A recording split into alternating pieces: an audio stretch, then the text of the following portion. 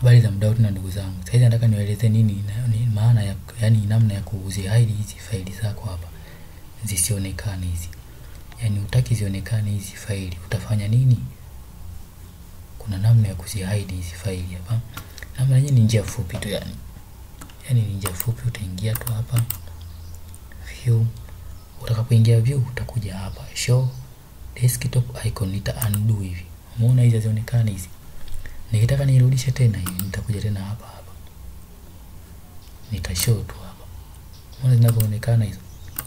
Hiyo ndio namna ya kufanya nini, ya kuyaficha. Hutaki mtu mwingine avione hivi vitu. Kama mtu mwenye kompyuta ajui, utaweka tu hapa. Kama utaweka tu hapa, utaona hapa. Kwa hiyo mtu akichukua kompyuta yako hatajui namna za labda awe mfundi. Hiyo ndio namna ya kuficha mafaili yaliyokuwa hapa usionekane kirahisi. Asanteni kwa kunisikiliza.